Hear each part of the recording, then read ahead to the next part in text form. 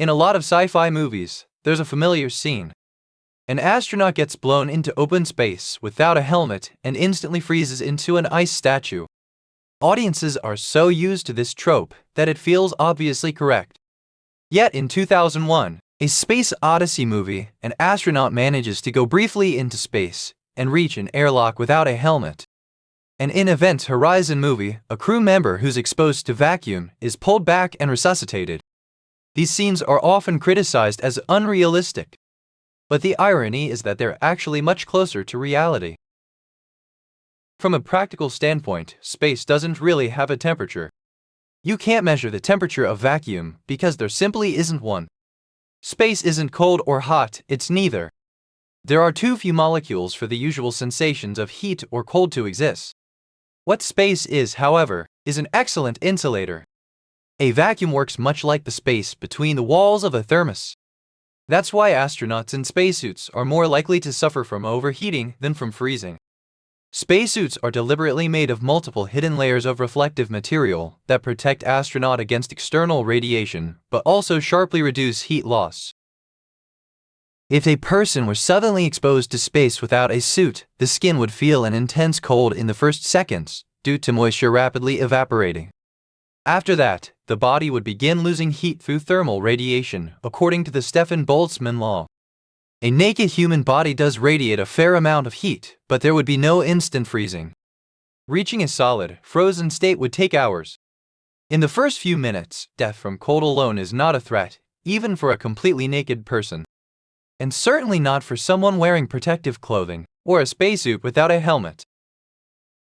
The real danger isn't the cold at all, it's explosive decompression. The lungs are especially vulnerable. If someone holds their breath during a sudden pressure drop, the air can't escape quickly enough and can cause severe lung tissue damage.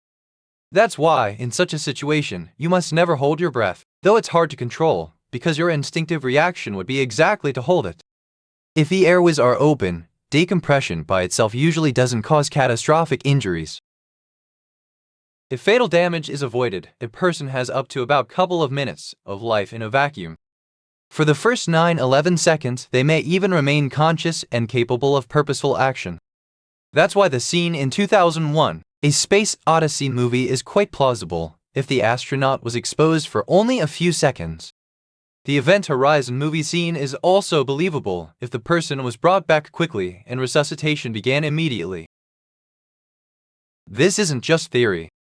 Low-pressure exposure and explosive decompression has been studied experimentally on animals. And there also have been real accidents. In 1966, during a spacesuit test, a NASA technician was exposed to near-vacuum conditions. He lost consciousness within seconds, but after pressure was restored, he recovered without serious long-term effects. Aviation medicine has studied similar situations extensively. Not in space, but at very high altitudes where pressure is also extremely low. There's a concept called time of useful consciousness, the period after decompression during which a person can still act deliberately. At high altitude, this is typically around 10-11 seconds. But with rapid decompression it can drop to about 5 seconds due to stress. After those 10 seconds, consciousness is lost and death follows within minutes due to suffocation. None of this means space vacuum is safe.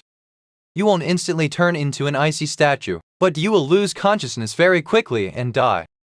Longer exposure would indeed cause severe physiological damage.